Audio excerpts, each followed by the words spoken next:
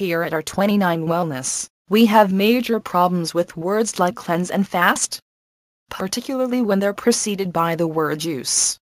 Not only are crash diets like these largely ineffective, but they encourage people to adopt unhealthy attitudes and habits that tend to be based on popular myths rather than metabolic science. With it in mind, an interesting new study published last week in the journal Cell Stem Cell has found evidence suggesting that there might be at least one significant benefit from fasting. Researchers from USC looked at the effects of prolonged fasting cycles, that is, no food for a period of 2 to 4 days, on both mice and human subjects.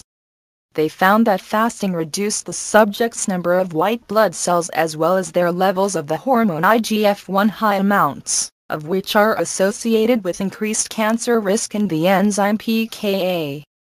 Scientists have long known that pKa needs to be shut down in order to spur the body's stem cells into action. In this case, this combination of effects from fasting resulted in a dramatic increase in the body's ability to regenerate white blood cells.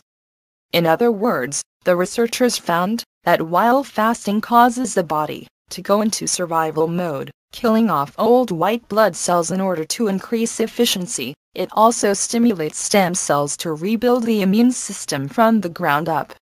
The study's authors note that these findings could be especially helpful in treating patients suffering from autoimmune conditions, or those whose immune systems have been damaged by chemotherapy. The researchers are also hopeful that this information might influence future clinical applications involving other body systems. However, they stress that bouts of fasting like the ones in the study should only be attempted under the direction of a physician. Of course, many readers will note that this isn't the first time science has found benefits associated with short, controlled fasting periods. For years, alternative health experts have sung the praises of intermittent fasting, which can involve anything from extreme caloric restriction 5 days per month, to eating only within an 8-hour window each day. And some animal studies have shown significant health effects from certain variations of these programs.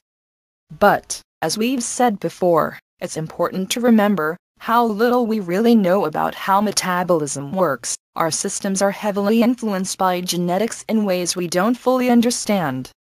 Studies like these give little clues to what might one day become big answers.